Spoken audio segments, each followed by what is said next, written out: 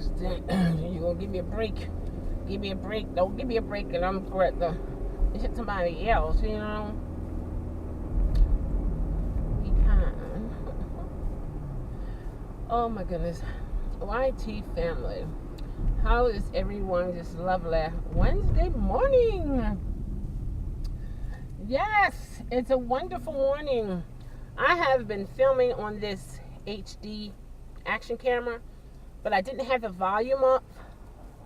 You know how you get new gadgets and you gotta play around with it. So I've been playing around with this for a while. So hopefully it's set correctly. The only thing with this, and even with the GoPro, the ones that I've seen, you don't have a viewer, like a viewer where you can view yourself. You don't have one of those monitors, a little screen so that you can see yourself. So it's like trial and error. So whenever I record, then I'll look at it and adjust it accordingly if I need to come away or come in tight or go wide. So I'm just gonna giving this a try. Hopefully it'll work when it comes to my car vlogging, and I can just record and then edit them when I get home and then upload them accordingly. So to me it's like a what is it called? Dictation, but it's in a video, and I can talk about different topics one after the other. But when I do my editing, I can stop it at one point, pick up at another point, which is pretty good.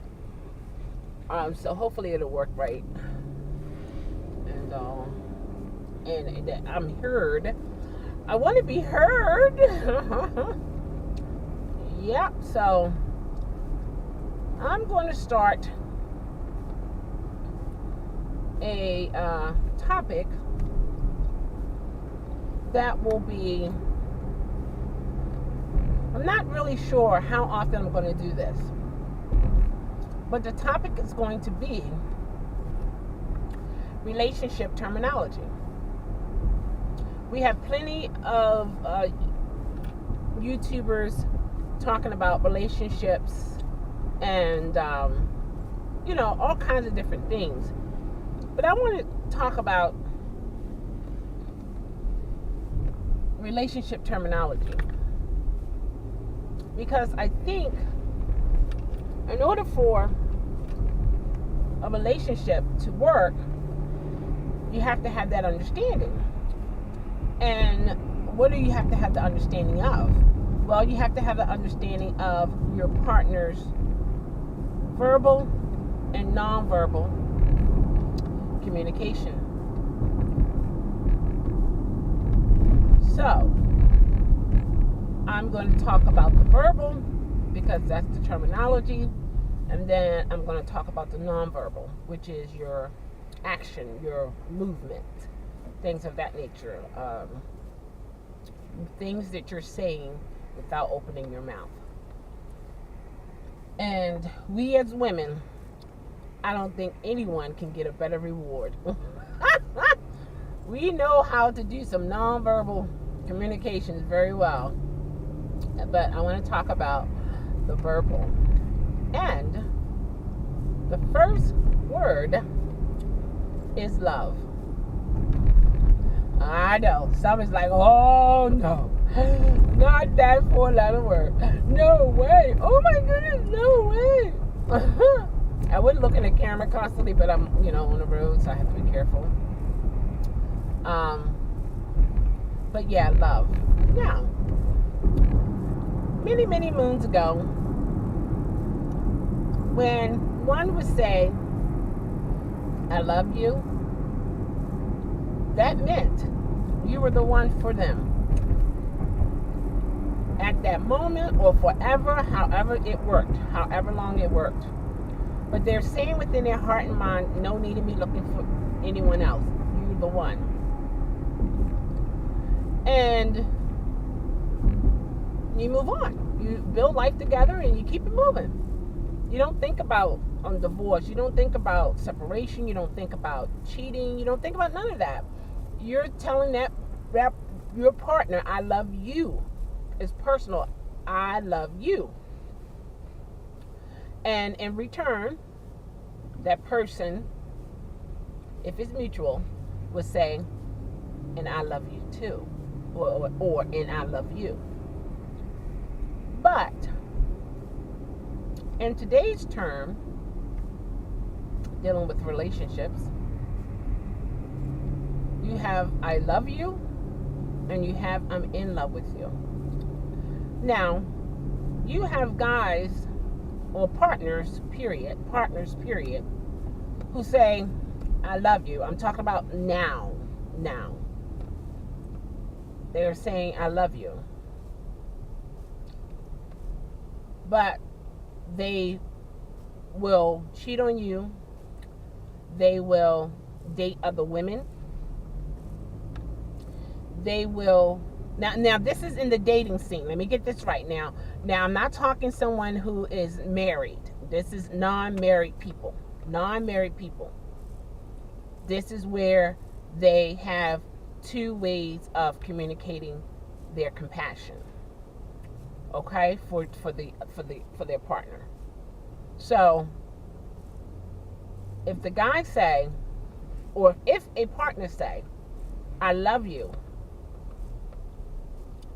and you are in a relationship with them, he feels, or that partner feels, that they can date other people. They can, see other people. They can look at other partners or other people and desire them. And there's nothing wrong with it, according to those individuals who believe that. And then what they will say,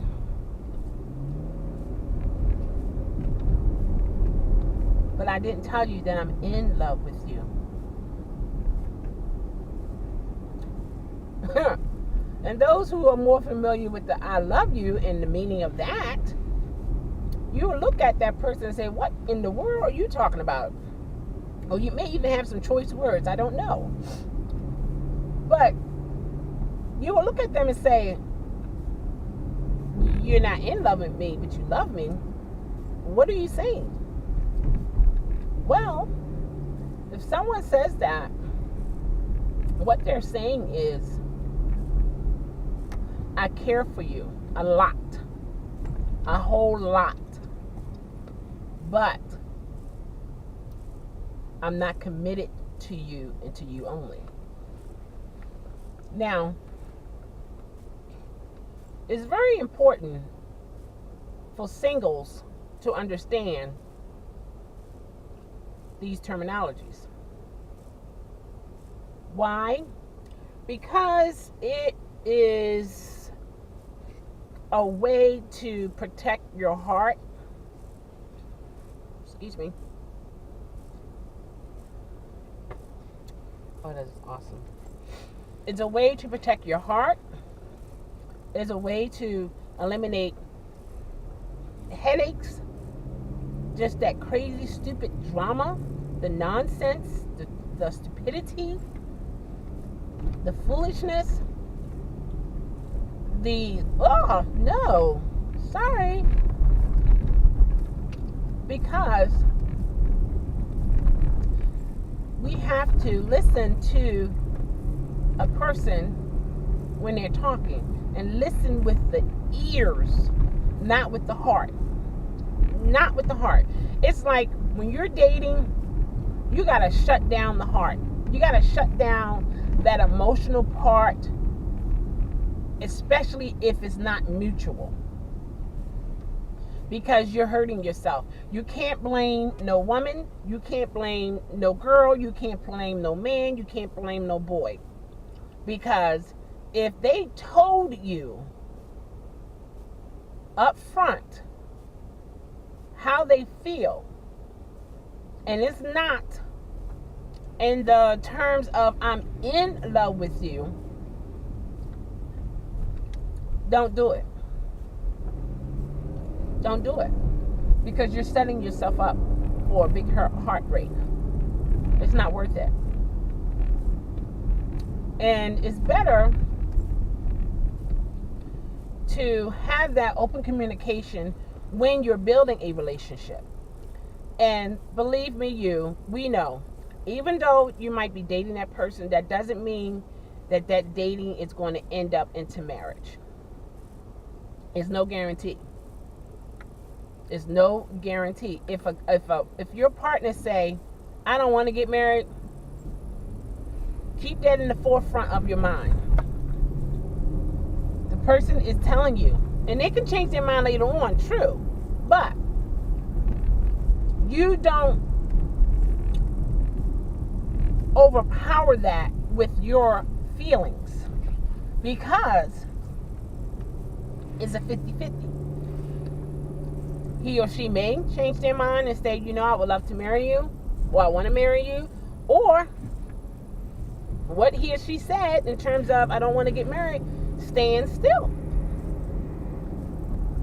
And you don't have to find yourself drowning your sorrows in your favorite drink, or start drinking, or drugs, or whatever.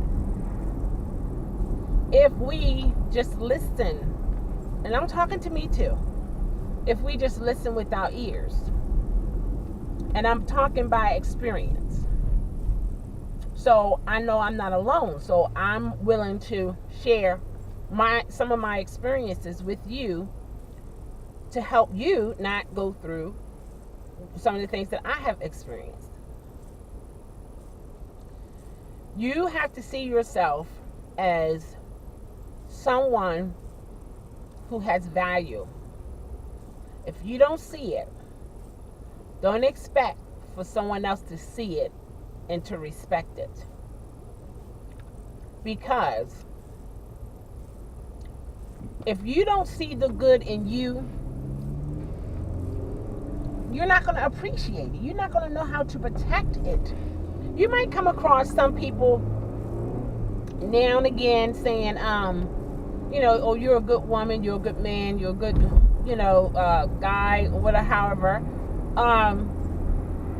But that's as far as it goes. But if you see yourself as someone who is good and important, then you're going to carry yourself accordingly. And you're going to want to attract those people who are worthy of you as a human being, not to disrespect you, to use you, especially when you're vulnerable, when you're new to the dating scene, when you're new to talking to the opposite sex. You're like a man. You're just so open. You're just open, like an open sore. Anything can go in that can hurt you really, really bad. So you have to be careful. We have to be careful when we're dating and listening to what people say. Now, there are two sides to this. Now, on the Christian side, we're not supposed to have sexual relations until we're married. But on the secular side,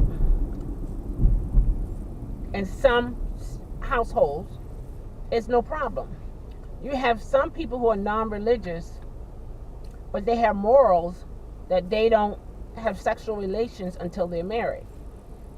So that type of action can be with whoever decides to follow it. It's not just religious. Okay, that's what I'm trying to say. It's not just someone who believes in the Trinity and things of that nature. And I'm not talking about a particular religion. Okay, I'm just talking in general. Okay, so you have to have someone that is on the same wavelength as you. Because if not, then that's what the friction comes into play. That's where the headaches and the heartbreak and all the stupidness and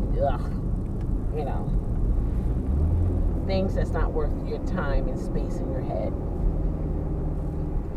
So that is going to be part 1 of relationship terminology. So just to recap,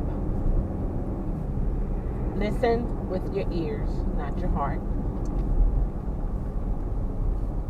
See with your eyes, not with your heart. And those who have been in different relationships, you know how once the emotion get in there, it's a battle. And you don't want that. You don't want to give anyone that control that based upon what they do will control your emotions. No. So listen with your ears, not with your heart. See with your eyes, not with your heart.